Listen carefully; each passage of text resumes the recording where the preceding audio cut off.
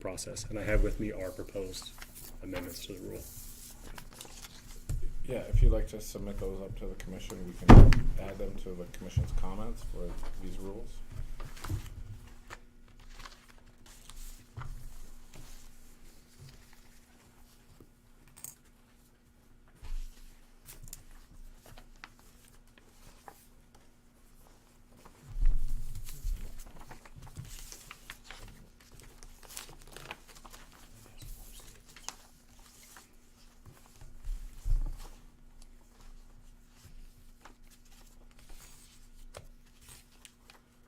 Did you have any additional testimony today, sir? Not this time, no. It's possible commission staff may have a couple questions about your rules, so I'll give them a couple minutes to look over if you want to just stay there. Standing by. I'm going to fire away without reading through all your stuff, so bear with me here. But essentially, you're stating that what Continental has received through the hearing process for open receptacles is what you would propose as far as the standard of those receptacles for all operators? That's correct. I think we've received somewhere in the neighborhood of 20 orders related to these open top receptacles, and the requirements have been essentially the same in all those orders. In using those from Continental side and from your knowledge, if the commission were to make an actual regulation that defines down the details as what's required and technology changes that, do you feel that it would change what those standards need to be, or those standards that you're referring to are somewhat broad enough to allow for newer technologies, liners, stuff like that? I think they're broad enough as currently as we propose to be written. I feel like nuts and bolts could be handled during the sundry process.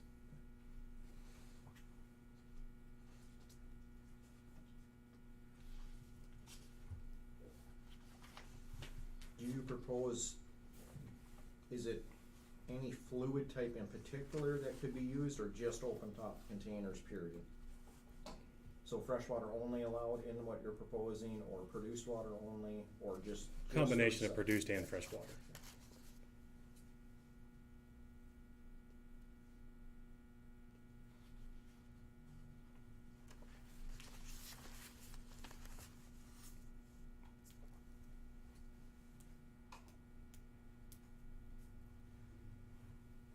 Are you aware if other operators through Continentals, I'm sure that you've done discussion, of course, with other operators, is this something that it does sound like other operators are going to be wanting to propose more with the use of produced water for fracking and so on? I'm aware that other operators are interested in it, but I'm not aware that anybody's produced anything or proposed anything, pardon me.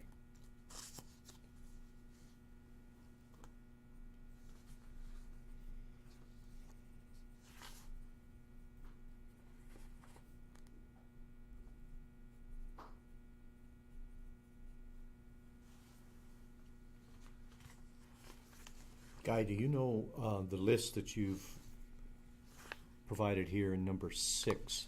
I apologize, Lynn. I gave up my copies to the commission.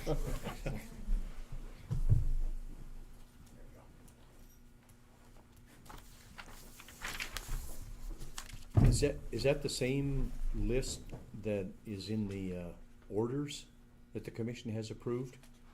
I know the verbiage is maybe a little bit different because you've got a commitment written in there, but do you know, is that the same list? Without the order in front of me, Okay. it's substantially similar. That was our intent with this change. So we should take note of it and compare it to what we've been approving That would be to prudent. see if there's any difference. And then I wanted to note on number 5, which is on page 2, there's the prohibition of flowback fluids, which I think you understand. Mm-hmm. We want to avoid oil and natural gas in these open top tanks. Is that you're fine with that prohibition? Is there anything else that we should be prohibiting, or does that cover it? We don't feel that anything should be prohibited. Okay.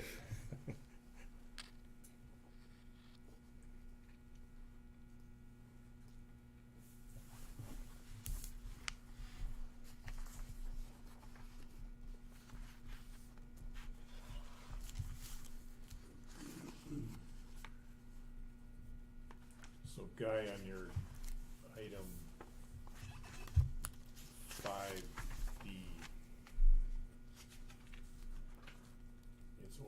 storage receptacles with a single sidle on a double liner. So I take it from that if somebody wanted to use a single liner or something like that, they would still have to come in for a hearing at that point. That'd be contrary to the proposed rule, yes.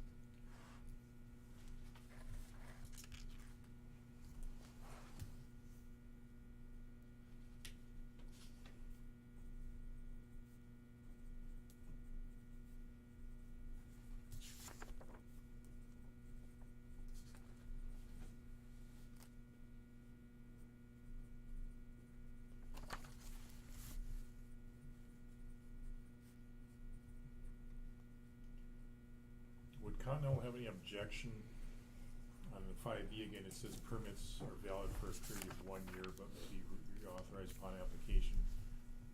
I assume it's not Continental's intent that these things would sit out there for an extended period of time if they're not being used. Is that correct?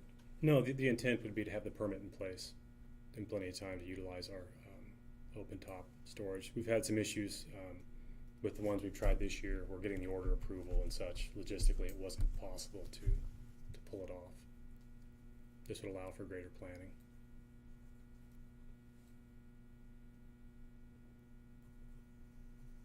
So some type of a requirement where it needs to be deconstructed within a reasonable time frame after the operations are done? Yeah, currently in the sundry, we submit an approximate date range is when the tank would be utilized. So I see this being we submit the sundry with proposed date range, and so long as we're reasonably within that date range, then we're covered, Okay, which would allow us to narrow down the window you're concerned about. Okay, thank you.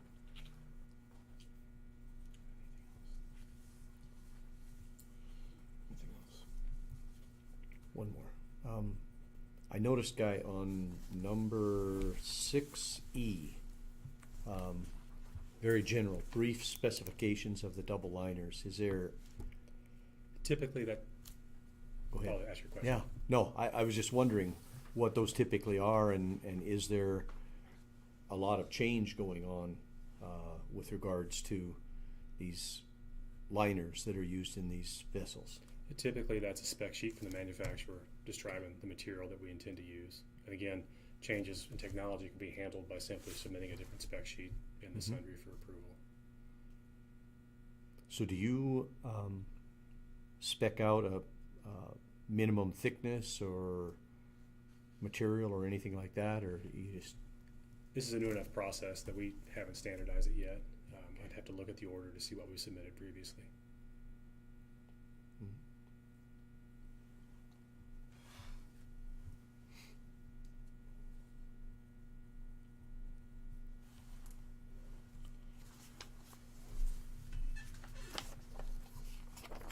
All right, thank you for your testimony. Do you have anything else for today?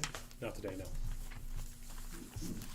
All right, would anyone else like to provide testimony?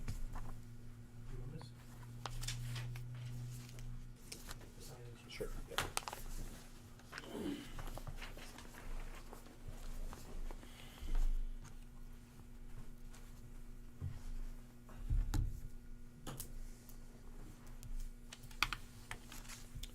So again, please state your name, address, and the organization you're representing. My name is Russell Hollingworth,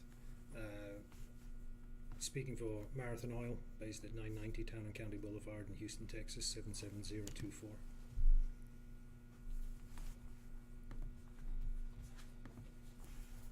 All right, you may proceed. Well, thank you for the opportunity to provide comments on the proposed administrative rule revisions. My name is Russell Hollingworth, and I serve as the Facilities Engineering and Construction Manager in the Bakken asset for Marathon Oil Corporation. I would like to comment on the proposed changes to section 43-02-03-28 safety regulation. We appreciate and support the NDIC showing your willingness to adapt rules that reflect current industry operations while maintaining safe operations. This addition to the administrative code provides clarity in relation to definitions of oil tanks and oil processing vessels. Referencing the placement distance of an oil processing vessel from a boiler, electric generator, flare, or treater, with the direction the oil and gas industry is headed regarding emissions management, it is likely more and more pressure vessels will be utilised in future production facility designs by operating companies as we drive down emissions, increase reliability, and comply with ever-changing legislation. To ensure optimal facility footprint of these facility designs, minimising impact to landowners, and enabling optimal capital efficiency in support of future well development, we would request the existing proposal of 65 feet be adjusted to 50 feet, where a pressure vessel is performing the same or similar function to a tank. We believe justification for this distance is provided in case 30267 and the associated exhibits, where the information submitted demonstrates the 50-foot spacing is in line with existing industry safety guidelines, namely the Centre for Chemical Process Safety, or CCPS, guidelines for facility siting and layout. Furthermore, we would request the wording be adjusted to provide additional clarity on how this measurement should be taken. We propose to again leverage the wording utilized in the CCPS guideline. We would request the measurement be taken horizontally from closest edge to closest edge. For the treater to vessel distance, this would be from the vessel edge to flame arrestor if fitted, or burner air inlet edge. Incorporation of this additional clarity will remove ambiguity and potential for misinterpretation of the intent of the regulation. The proposed changes also reference an oil tank as defined in OSHA's standard 1910-106A2. This standard is for tanks designed for 8 ounces or less. Given there are various ratings of tanks available with different respective codes, and operators using a range such as 16 ounce or 40 ounce, we suggest this be removed or changed to reference a tank that is not a pressure vessel. The adoption of this proposed rule change with our address changes to the 50-foot distance will bring the state rules in line with industry guidelines, and we believe it demonstrates a common approach to safety across the industry and country. Thank you for your time and consideration.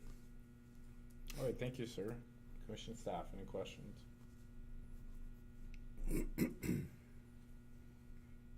So Russell, your last comment there on the tanks and their rating and ounces, so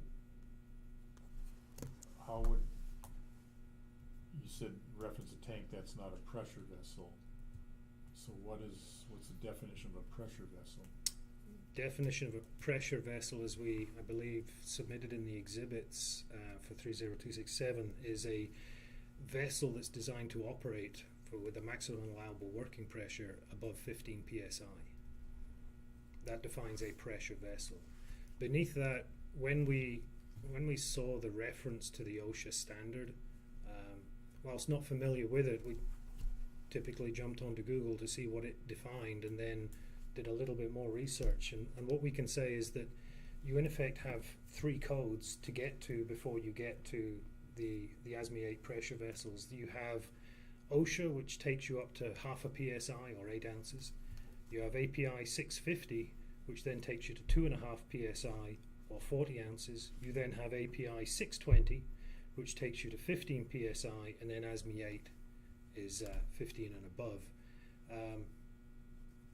Our thought was, if you left it with just the reference to OSHA, you have covered 8 ounces and below, but you now have nothing in between, and then you would have the 15 and above. So given the rule or the change to the rule we're proposing here relates to a pressure vessel, and it's all governed around the safety to do with potential for emissions and release, we are suggesting that your rule consider pressure vessels and above, and either be silent or just say non-pressure vessel when it's for a tank for less than 15, if that makes sense.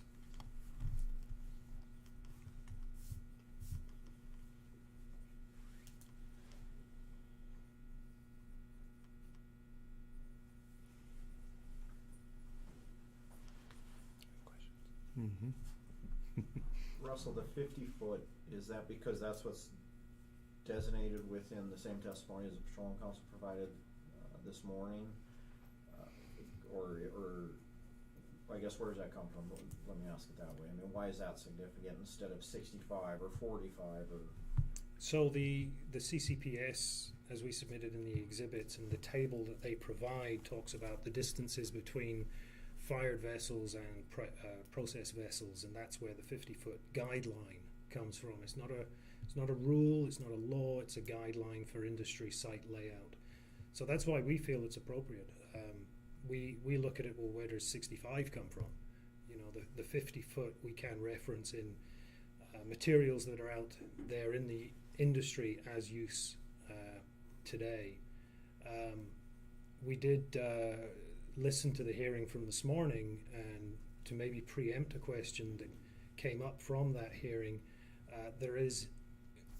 I had a call today with our engineering consultant firm to validate that there is nothing else additional in that guideline that you must have X, Y, or Z present to achieve that 50 foot. I think the question was related to flame arrestor or not. The guideline is silent on that matter. Okay, that was my follow-up. That was my question. So that was my I follow-up. had a hunch that was maybe coming. The particular facilities that Marathon operates currently, the 50-foot is adequate for locations. You would be able to meet that for the future. I mean, do you foresee a reason that the commission should look at a shorter distance or a change to the 50? So per our case that we've received relief upon, the 50 foot is compliant for ourselves. We're proposing it's in the existing rule, it talks to the distance to a oil tank.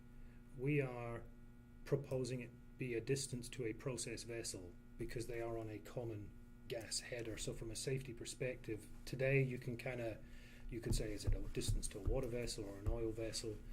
We're saying a process vessel utilized for the same purpose as a tank. The 50 foot is acceptable for ourselves today. We don't know where we're going in the future, but what you have is industry guidelines that recommend that 50 foot spacing between fired, treater, and pressure vessel. Yeah, thank you. So Russell, that would imply that maybe ASME code is in flux, that the 50 feet might change?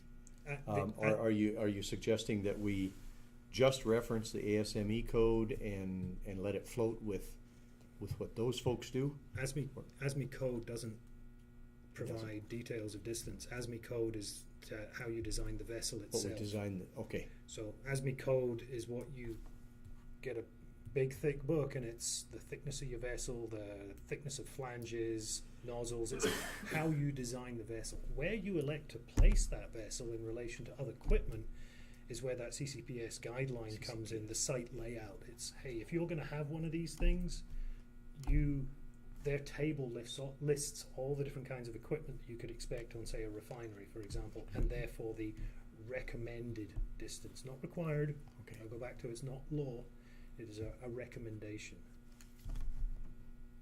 And are you as an industry working with them on that guideline? Is that likely to change? We have no activities in that arena at this point. And then, is this closest edge to closest edge relatively easy to identify? I mean, for a field inspector who's out there looking at one of your facilities, are we talking like the base of the vessel to the flame arrestor, or what are we? That's why the wording, we've been clear on horizontal, because again, for my engineering team, for example, when we've been discussing this, immediately they said 50 feet from where to where? Yeah. Is it from the middle to the middle? Is it from the flame arrestor to the outlet of the PSV up here? What are we measuring from and to? So we had to interpret. So the intent here was to make it clear that you're measuring horizontally. So you're not going this way or that way, because you could start to play games. You say it's horizontal, and we're saying it's from the edge of the vessel to the edge of the flame arrestor. Okay. With the flame arrestor being the assumed, or that burner inlet being the assumed most likely location for an ignition source. Thank you. Russell, along those lines,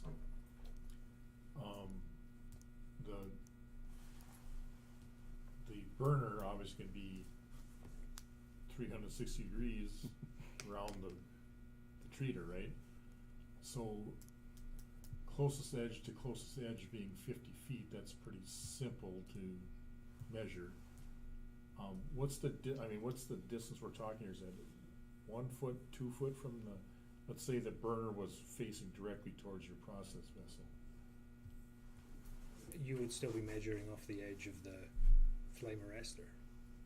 But I mean, is that distance from the edge of the treater to the edge of the flame arrestor, is that a foot and a half, 2 feet?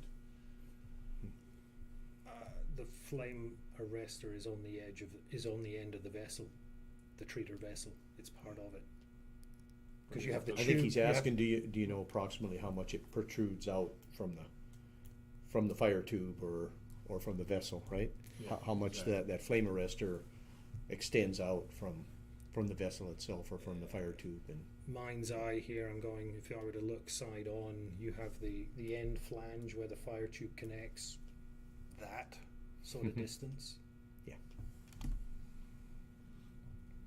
But where we're going here is, we could have if this is plan view, you have a vessel here and we have our heater treater here, well the flame arrestor, we put it the furthest area away, because if it was this way round, we would have to move even further. Do you see where I'm going? Because we draw a circle around the vessel. So we're saying, well, the most likely area of risk or source of risk is the flame arrestor. So we will put it further away, but we're not measuring from the vessel edge to the vessel edge. We're measuring to the flame arrestor. Or that is at least what we're proposing. correct.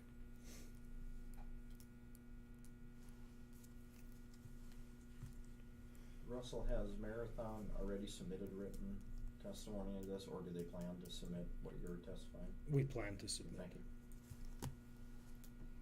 So you're gonna submit your testimony in writing? Yes. I basically read it word for word there.